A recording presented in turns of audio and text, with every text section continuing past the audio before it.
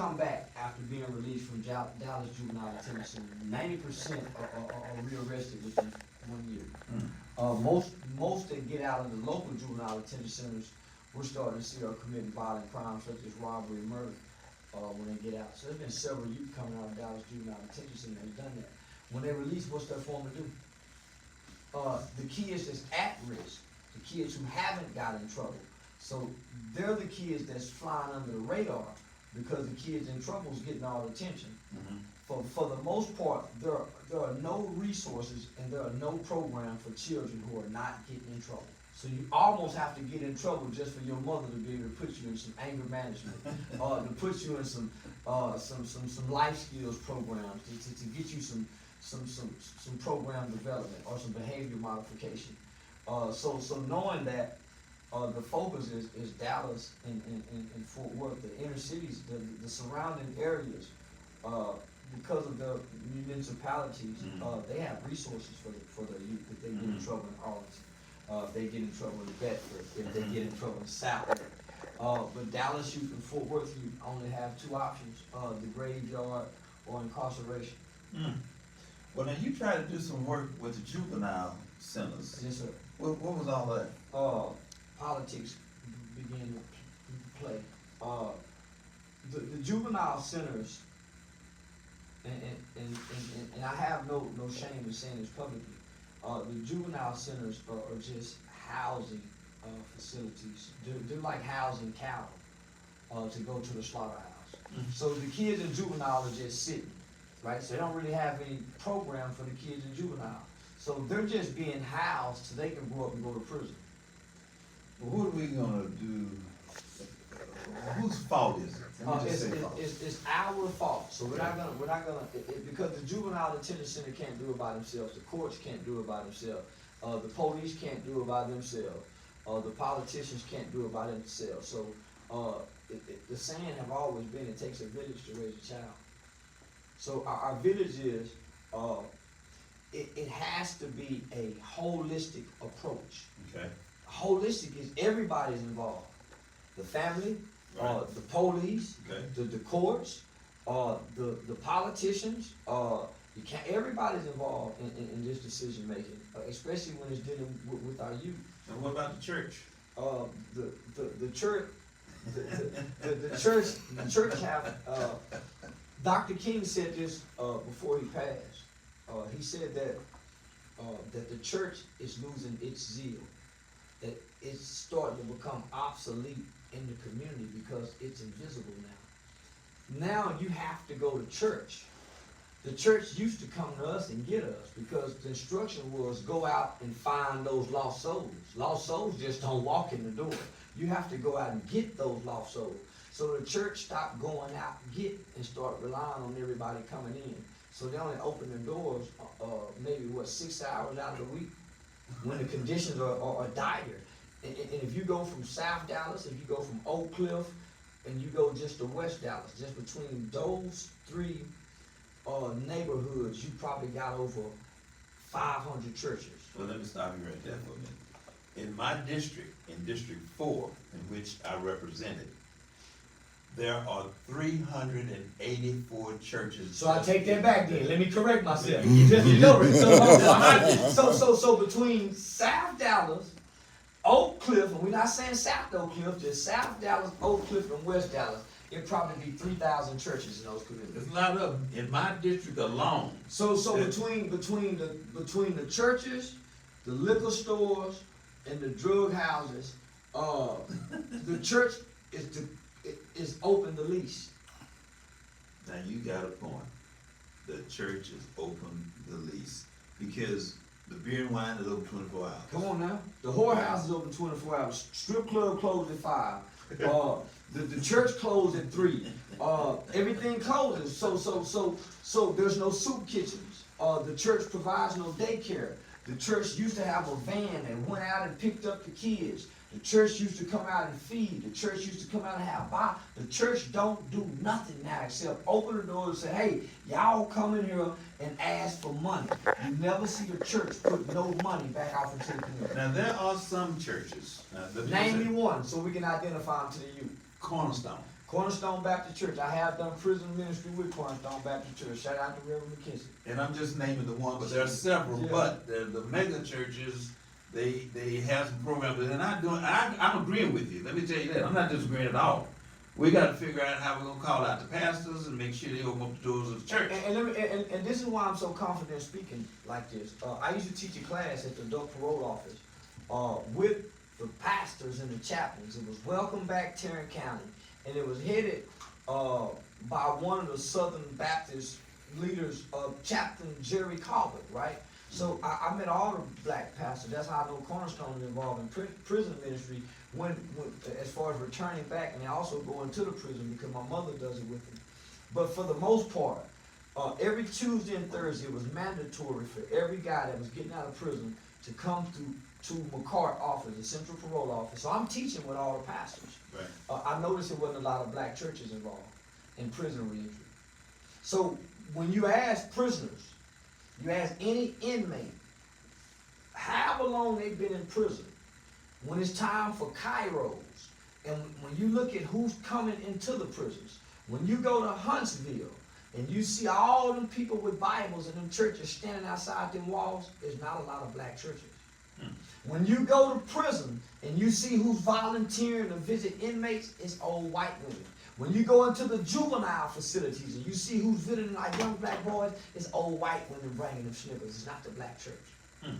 When people return home from prison, the black church is invisible and mute to the real struggles and problems that's affecting and plaguing the black community today.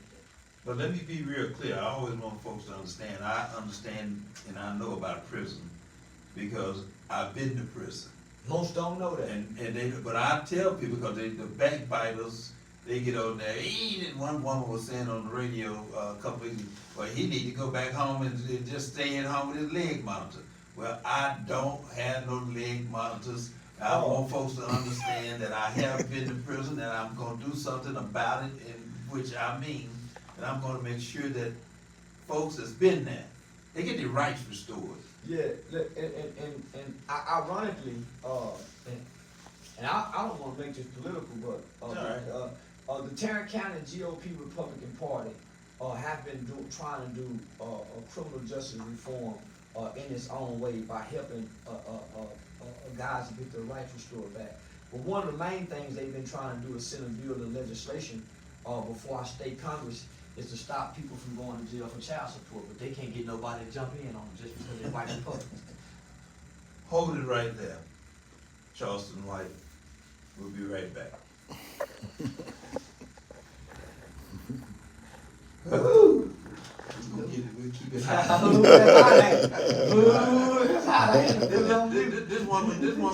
This woman got on the radio a couple of weeks ago talking about the election.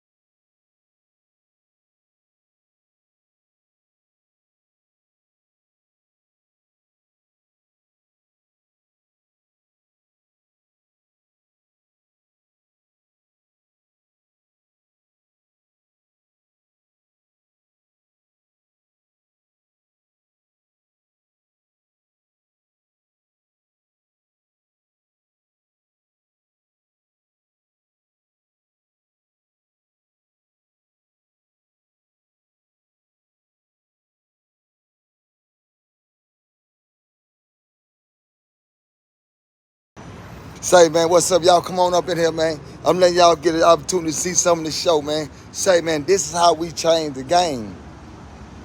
Say, man, when you got people in position that can really change the game, nobody's doing this, homie.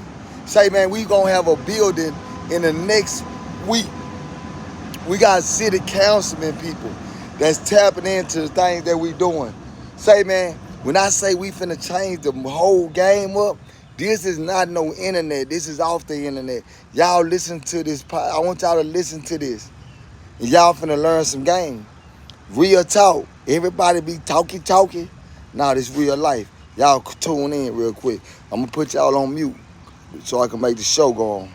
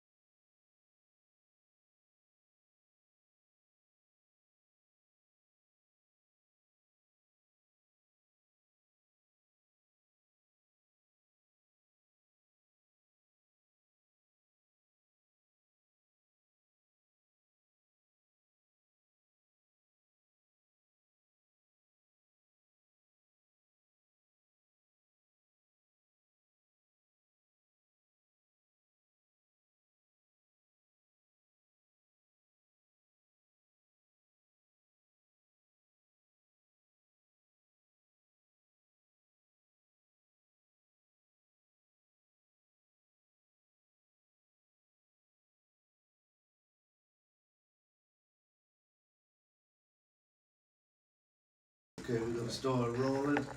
Here we go. I'm Dwayne Caraway. Welcome back to the other side. Today, once again, with Charleston White. Yes, sir. Let's take it where we left off. We're talking about the juveniles. Yes, sir. Juvenile delinquency. Right now, in America, one of the most growing problems is juvenile gun violence.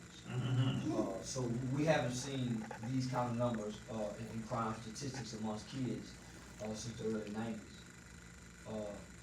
We have more kids now, 12 and 13, catching gun cases. We have more kids now, 13, 14, 15 being killed, like no other. Not only are the victims becoming younger, so are the defendants. The killers are becoming younger. So it's almost like this is the movie Children of the Corn. These children that we see today,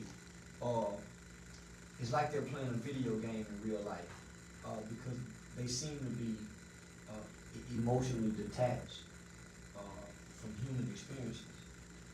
Well, now you mentioned video games, and okay, but now on video games, Charleston, that I see and that I see children watching, there's always some kind of gun and game and killing and all of that. Most people don't know that part of military training involves video games. Good. Flying an airplane involves part of that training is simulated in playing a video game. So is learning how to kill. For a long time, that's all I bought my son. Man, for a long time, that's the I bought my son. So what I started noticing is, the older he became, the more fascinated he became with guns. By the time he was in the 6th or 7th grade, he seemed like a gun expert. Well, you know, but the opposite when I was growing up. We had Pac-Man, we had... Well, I know, Pac-Man was when you grew up. Oh, I never grew up when I was growing up.